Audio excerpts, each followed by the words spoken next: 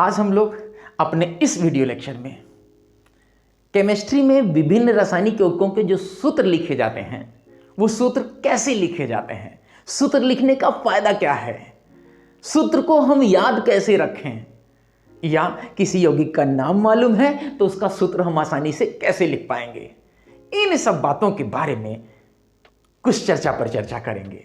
मैं उम्मीद करता हूं कि इसको अगर आपने बखूबी से समझ लिया तो विभिन्न प्रकार के जो रासायनिक यौगिक होते हैं उनका सूत्र याद रखने में, उनका सूत्र बनाने में आपको बहुत मदद मिलेगी। तो आइए हम देखते हैं कि यौगिकों के सूत्र कैसे बनते हैं। तो बच्चों देखिए, आपके सामने एक टेबल ये हमने बना रखी है, इसमें विभिन्न तत्व या मूलक के जो संकेत हैं वो लिखे गए हैं। ये धनावेशित मूलक हैं और ये ऋणावेशित मूलक हैं। इसी प्रकार तत्व या मूलक का नाम, जैसे ये सोडियम है, सोडियम, ये पोटेशियम, पोटेशियम, पोटेशियम आयन है वास्तव में, तो पोटेशियम। क्लियर। अब सोडियम की संयोजकता 1, पोटेशियम की संयोजकता भी 1, मैग्नीशियम की 2, कैल्शियम की संयोजकता 2। अब इसी तरह से क्लोराइड संयोजकता 1, ऑक्साइड -2, सल्फाइड -2, नाइट्रेट की -1, कार्बोनेट 2, सल्फेट 2, फॉस्फेट 3। तो ये संयोजकता वास्तव में धनात्मक ऋणात्मक नहीं होती, ऑक्सीकरण संख्या धनात्मक ऋणात्मक होती है। संयोजकता वास्तव में संख्या के रूप में इंडिकेट की जाती है, 1 2 3 इस तरीके से। तो इसलिए संयोजकता को आप बिना धनात्मक ऋणात्मक याद रखेंगे। हाँ, बस ध्यान रख सकते हैं कि प्लस वाली संयोजकता है या माइनस वाली संयोजकता है, लेकिन लिखते समय आप केवल संख्या लिखेंगे। क्लियर। अब विभिन्न यौगिकों के सूत्र कैसे बनते हैं, तो जनरली होता क्या है कि किसी यौगिक में 2 भाग जुड़ते हैं, एक धनावेशित भाग होता है और एक ऋणावेशित भाग होता है। पॉजिटिवली चार्ज पार्ट होता है, नेगेटिवली चार्ज पार्ट, यानी धनावेशित तत्व या मूलक और ऋणावेशित तत्व या मूलक आपस में जुड़ेंगे। जैसे सपोज करिए अभी हम बात करें सोडियम क्लोराइड की।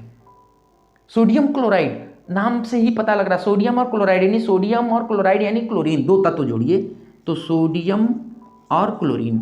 अब सोडियम के ऊपर सोडियम की संयोजकता लिख दीजिए। सूत्र देखिए कैसे बनता है, समझेंगे इसको आप लोग। सोडियम के ऊपर सोडियम की संयोजकता लिख दें और क्लोराइड के ऊपर क्लोराइड की संयोजकता लिख दें। ये माइनस और ये प्लस चिन्ह इस पर नहीं दर्शाए जाएंगे, बस ये ध्यान रखना है कि धनावेशित भाग पहले, ऋणावेशित भाग बाद में, इस लिहाज से आप इनको लिखेंगे। बाकी ऊपर संयोजकता जो है वो लिख देंगे बिना प्लस माइनस के। अब होता क्या है, ये सूत्र बनते समय संयोजकता का आदान प्रदान हो जाता है, मतलब Cl की संयोजकता सोडियम के आगे और सोडियम की संयोजकता Cl के आगे, तो सोडियम के आगे 1, Cl के आगे 1। अब दोनों के आगे 1 1 और 1 को जनरली हम लोग नहीं लिखते हैं, न लिखने का मतलब भी 1 माना जाता है। तो ऐसी दशा में इसको सरल रूप में हम लिख देंगे NaCl। ये सोडियम क्लोराइड का सूत्र हो गया। चलिए अब इसी तरह से हम बात करते हैं कि मान लीजिए कैल्शियम क्लोराइड का सूत्र क्या होगा। तो कैल्शियम और क्लोराइड मतलब Cl, कैल्शियम के आगे कैल्शियम की संयोजकता लिखें। पहले कैल्शियम की देखें संयोजकता कितनी है, 2 है। क्लोराइड यानी Cl की संयोजकता अभी आपने लिखा था, आप धीरे धीरे याद रखेंगे, संयोजकता Cl की 1 होती है। क्लियर। अब इसकी संयोजकता इसके आगे और कैल्शियम की संयोजकता Cl के आगे, तो कैल्शियम के आगे तो 1 आ जाएगा और Cl के आगे 2 हो जाएगा। 1 का मतलब मैंने अभी बताया कि 1 को जनरली लिखा नहीं जाएगा, है ना, तो हो जाएगा इस तरह से CaCl2। ये हो गया सूत्र काहे का, कैल्शियम क्लोराइड। क्लियर है। अब मान लीजिए आपको इसी क्रम में लिखना हो सोडियम ऑक्साइड। सोडियम ऑक्साइड का फॉर्मूला क्या होगा, तो सोडियम ऑक्साइड यानी सोडियम और ऑक्साइड का मतलब ऑक्सीजन। क्लियर। तो सोडियम के ऊपर सोडियम की वैलेंसी लिखें, इसकी संयोजकता वैलेंसी कितनी है, 1। अभी बताया था, आप सोडियम की हमेशा याद रखेंगे, सोडियम की संयोजकता 1 होती है। आज के बाद इसको याद कर लें, सोडियम की संयोजकता 1, सोडियम की संयोजकता 1। ये सोडियम वही है जो बहुत क्रियाशील धातु तत्व है, जो पानी में आग लगा देता है। सोडियम को पानी में अगर डालेंगे तुरंत आग लग जाती है। क्लियर। तो बहरहाल सोडियम की संयोजकता 1, ऑक्सीजन की संयोजकता देखें, ऑक्साइड की संयोजकता कितनी है, 2, तो ऑक्सीजन की संयोजकता 2 होती है।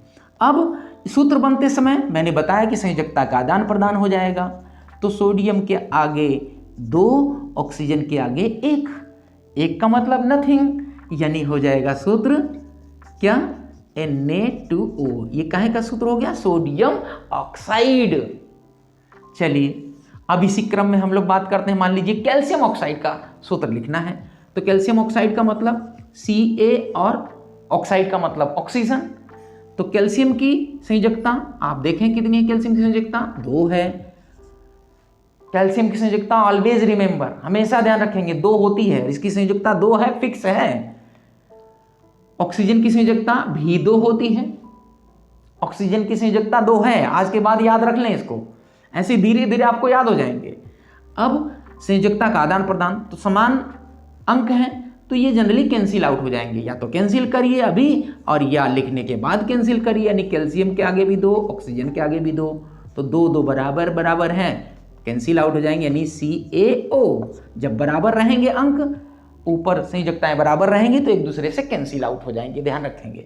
तो ये कैल्शियम ऑक्साइड। चूना भाई, जिसको हम लोग बोल देते हैं, जो मार्केट से लाते हैं, वाइट वॉशिंग में काम आता है, क्लियर, वही चूना है CaO, कैल्शियम ऑक्साइड।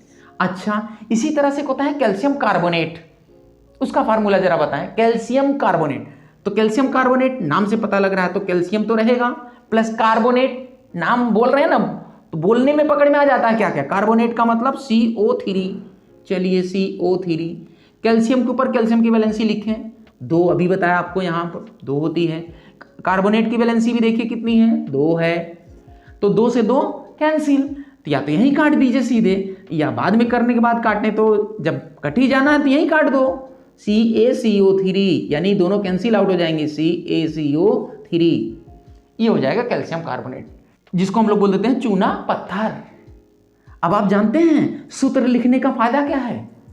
आखिर जैसे अभी पानी लिखना हमें, तो हम लोग पानी लिख देते हैं हिंदी में कैसे, जल, इस तरह से लिख देंगे। अंग्रेजी में लिखना है तो लिख देते हैं वाटर। अंग्रेजी जानने वाला इसको जान जाएगा कि ये पानी ही लिखा है, क्लियर। इसी तरह केमिस्ट्री की लैंग्वेज में, केमिस्ट्री की भाषा में अगर पानी लिखना है तो हम लोग लिख देते हैं H2O। अब जो केमिस्ट्री की भाषा जानता है वो जान जाएगा कि ये पानी लिखा है। तो आप कहेंगे साहब यही तो मुसीबत है, हमें ये सूत्र ही तो नहीं याद होते, सूत्र ही तो नहीं समझ में आते कैसे बने, या क्यों बने सूत्र भाई। अभी एक हिंदी भाषा बड़ी मुश्किल से हम लोगों ने सीखा, बचपन से अब तक सीखते चले आ रहे हैं। इसी तरह अंग्रेजी भाषा और मुश्किल, साहब पसीने छूट गए इसको सीखते सीखते हमारे। अब क्या ये 2 भाषाएं कम मुसीबतें थी जो एक और मुसीबत रसायन की भाषा ला दिया गया? क्या इनसे काम न चलता, या इसका क्या ऐसा फायदा है रसायन की भाषा का? ये जो सूत्र लिख रहे हैं इनका फायदा क्या? तो दरअसल बच्चों ये बात जहन में बिठा के रखें कि किसी भी यौगिक के सूत्र से हमें बहुत सारी जानकारी प्राप्त होती है। किसी यौगिक का सूत्र अपने आप में बहुत बड़ा जानकारी का खजाना छुपाए रहता है। जैसे अभी पानी की हम बात करते हैं, इसका सूत्र H2O है। इसका सूत्र हमें यह संकेत दे रहा है क्या, कि पानी हाइड्रोजन तथा ऑक्सीजन तत्व के मिलने से बनता है। मतलब हाइड्रोजन और ऑक्सीजन को आपस में मिला दिया जाए तो शायद पानी मिल जाएगा, अगर उनको उचित हम परिस्थिति प्रदान कर दें तो। यस, हाइड्रोजन गैस और ऑक्सीजन गैस को एक सिलेंडर में बंद करके उसमें इलेक्ट्रिक स्पार्किंग कराते हैं, विद्युत विसर्जन कराते हैं, हाइड्रोजन ऑक्सीजन क्रिया करके पानी बना देते हैं। वही पानी जनाब जो ट्यूबवेल से आता है, जलाशयों में मिलता है, नदी, झरना, समुद्र में मिलता है, वही पानी आप लेबोरेटरी में भी बना सकते हैं हाइड्रोजन ऑक्सीजन की क्रिया से। यही तो केमिस्ट्री में जो सूत्र लिखते हैं उनका फायदा है। अब पानी के सूत्र से हमें एक बात और पता चल रही है कि यदि पानी का विघटन कराया जाए, विद्युत अपघटन कराया जाए, पानी को किसी तरह से तोड़ा जाए, तो उससे हाइड्रोजन और ऑक्सीजन प्राप्त होंगे। पानी को तोड़ने से सोडियम नहीं मिलेगा, लोहा नहीं मिलेगा, क्योंकि इसके अंदर है ही नहीं उसके परमाणु। तो ये सारी जानकारी यौगिकों के सूत्र से मिलती है। जैसे अभी ये हमने लिखा कैल्शियम कार्बोनेट, चूना पत्थर। अब चूना पत्थर को अभी हम अगर गर्म कर दें तो गर्म करने पर ये अपघटित हो जाएगा। अपघटित होकर के CaO एक तो चूना बनाएगा और कार्बन डाइऑक्साइड गैस बनाएगा। तो ये जो चूना बनता है जो मार्केट में बिकता है, वास्तव में चूना पत्थर से बनता है। चूना पत्थर के पहाड़ होते हैं, पहाड़ों पर जो चट्टाने हैं, पत्थर है, उनको ला करके चूना भट्टियां होती हैं, उन भट्टियों में गर्म किया जाता है चूना पत्थर को और यह अपघटित होकर के चूना बना देता है, प्लस CO2 गैस उत्सर्जित होती है। तो अब हमें मालूम है इसके सूत्र से ही कि अगर इसको गर्म करेंगे तो हाँ CO2 बन सकती है, इसको गर्म करने से हाँ चूना बन सकता है, इसको गर्म करने से Na2O नहीं बनेगा, MgO नहीं बनेगा, या यहाँ CO2 की जगह SO2 या Cl2 ये गैसें नहीं बनेंगी, हाइड्रोजन गैस नहीं बनेगी इसको गर्म करने से। हाइड्रोजन यहाँ आई नहीं तो गर्म करने से हाइड्रोजन बनेगी कहां से भाई? तो इस तरह से किसी यौगिक के सूत्र से हमें बहुत सारी जानकारी प्राप्त होती है। इसलिए हिंदी और अंग्रेजी भाषा से काम केवल नहीं चलेगा, आपको रसायन की भाषा सीखनी पड़ेगी। और ये आप दिमाग में, जहन में बिठा लें, बहुत आसान है, बहुत मजेदार है। बस केवल आप हल्का सा अपने अंदर आत्मविश्वास रखें कि आप बड़े मजेदार तरीके से इसको सीख पाएंगे। उसी कड़ी में हम लोग अब सूत्र लिखने की बात कर रहे हैं, रसायन की भाषा को सीखने का प्रयास कर रहे हैं। ठीक है, चलिए और देखते हैं कुछ सूत्र। अभी जैसे एक टेबल मैंने आप लोगों के सामने यहां ड्रा की हुई है, इसको आप कॉपी पर खींच लेंगे। उसके बाद विभिन्न यौगिकों के सूत्र आपको लिखने हैं। जैसे अब यहां पर हम बात करें तो यहां पर हमें कैल्शियम और नाइट्रेट, इन दोनों को मिलाने से जो बनेगा, ये कैल्शियम है और ये नाइट्रेट है, इन दोनों को मिलाने से जो यौगिक बनेगा उसका सूत्र लिखना है। तो कैल्शियम और नाइट्रेट को मिलाने से स्वाभाविक है कैल्शियम नाइट्रेट बनेगा। NO3 को नाइट्रेट बोलते हैं, देखिए NO3 को नाइट्रेट बोला, इसकी संयोजकता होती है 1, -1 लगा हुआ तो 1 है संयोजकता। और कैल्शियम Ca, इसकी संयोजकता है 2, इसके ऊपर 2+ ऑलरेडी रखा हुआ है, तो इसकी संयोजकता 2, इसकी संयोजकता 1, इन दोनों को मिलाने से जो यौगिक बनेगा उसका सूत्र लिखना है। तो कैसे लिख पाएंगे हम लोग, देखिए। तो कैल्शियम और नाइट्रेट, कैल्शियम की संयोजकता 2 हो गई, नाइट्रेट की संयोजकता 1 हो गई, इसकी संयोजकता इसके आगे, इसकी संयोजकता इसके आगे। मैंने बताया सूत्र बनते समय संयोजकता का आदान प्रदान हो जाता है। मतलब अगर आपको संयोजकता मालूम है विभिन्न तत्वों की या विभिन्न मूलकों की, समूहों की जो संयोजकता अगर मालूम है तो आप आसानी से सूत्र बना पाएंगे। तो इसको थोड़ा सा याद कर लें, इसकी मदद से काफी हद तक यौगिकों के सूत्र आप बना लेंगे, उनका नाम याद रख लेंगे आसानी से। तो बहरहाल अब इसमें इसका सूत्र देखिए क्या होना चाहिए। कैल्शियम के आगे 1 और NO3 के आगे हो जाएगा 2। क्लियर? NO3 नाइट्रेट है, उसके आगे 2 लगेगा, तो 1 को जनरली नहीं लिखते हैं, मैंने बताया। तो CaNO3 का होल ट्वाइस, ये हो गया क्या, कैल्शियम नाइट्रेट।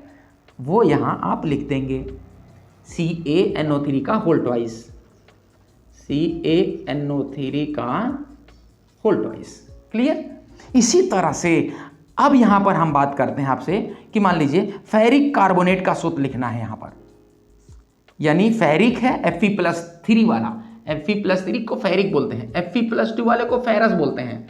फेरस कम संयोजकता वाले के बाद में अस लगता है, अधिक संयोजकता के बाद वाले में इक लगता है, तो फेरस, फेरिक। इस तरह से कापर कम संयोजकता, कापर अधिक संयोजकता, यानी कापर की 1 संयोजकता, कापर की 2 संयोजकता, तो इसको बोलेंगे क्यूप्रस, क्यूप्रिक। कम संयोजकता वाले के बाद में अंत में जो प्रत्यय सफिक्स जुड़ता है अस, और अधिक संयोजकता वाले के बाद में इक सफिक्स जुड़ जाता है, तो फेरस, फेरिक, क्यूप्रस, क्यूप्रिक। इसी तरह से स्टेनस, स्टेनिक, एसेंटिन पर +2 होते हैं और +4, तो स्टेनस, स्टेनिक। क्लियर? तो आप उनके सूत्र याद रख सकते हैं। बहरहाल तो यहां पर फेरिक और कार्बोनेट, इन दोनों को मिलाने से जो बनेगा उसका सूत्र बताना है। तो फेरिक मतलब 3 संयोजकता, कार्बोनेट माने 2 संयोजकता, इस तरह से संयोजकता का आदान प्रदान करा देंगे तो उसका सूत्र बन जाएगा। इसी तरह से अब यहां पर मान लीजिए फेरिक फास्फेट का सूत्र लिखना है, संयोजकता इसकी भी 3, इसकी भी 3, तो 3 से 3 कैंसिल हो जाएगा, तो FePO4 हो जाएगा सीधे सीधे सूत्र। काहे का? फेरिक फास्फेट का। समझ में आ रहा है?